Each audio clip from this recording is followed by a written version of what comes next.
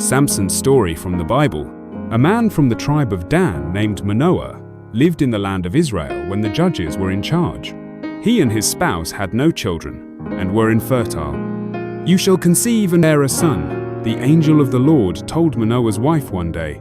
"He will be devoted to God from conception and will be a Nazirite.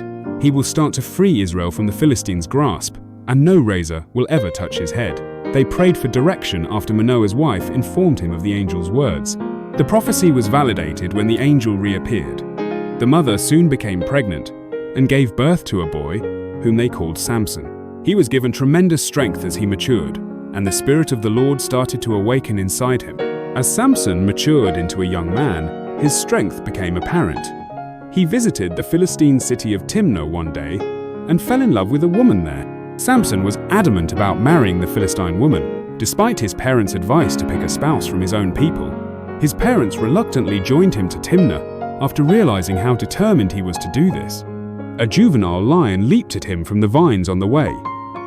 The Spirit of the Lord fell upon him powerfully with only his bare hands, and he tore the lion apart like a baby goat. He kept this accomplishment to himself. He discovered that bees had produced honey within the lion's carcass when he returned later for his wedding.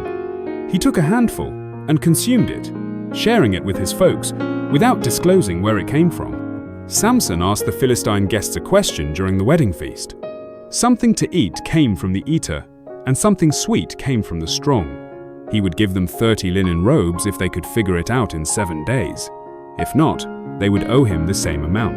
Unable to respond, the Philistines forced Sampson's bride to convince him to divulge the solution.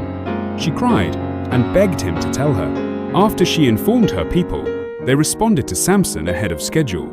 Sampson, enraged, traveled to another Philistine town and killed 30 men, stealing their clothing in order to pay off the wager. Her father delivered her to another man after he angrily left his wife. Sampson discovered his wife was married to someone else when he went back to make amends.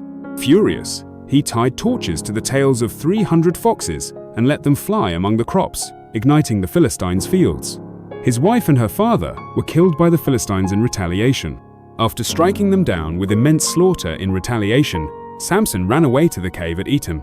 He was chased by the Philistines, who insisted that the soldiers of Judah surrender him. They shackled Sampson and delivered him because they wanted peace. The Spirit of the Lord fell upon him as they carried him to the Philistines, and he burst the bonds like fire-burned flax. He smote 1,000 soldiers with the fresh jawbone of a donkey. He later gave the location the name Ramath-Lehi, which translates to Jawbone Hill. He cried out to God, thirsty from combat, and water miraculously gushed from a rock, bringing him back to life. For 20 years, Sampson persisted in his judgment of Israel. In the valley of Sorek, Sampson fell in love with a woman named Delilah years later. In order to learn the secret of his strength, the Philistine rulers bought her off with silver. She persuaded Sampson to reveal the secret to her 3 times, and each time he gave her misleading information. When the Philistines ambushed him, he broke free with ease, despite his claims that being bound with 7 new bowstrings would weaken him. Then he warned her that additional ropes would make him helpless, but he broke them like threads once more. He eventually asserted that putting his hair through a loom would weaken him, yet he managed to get away despite this.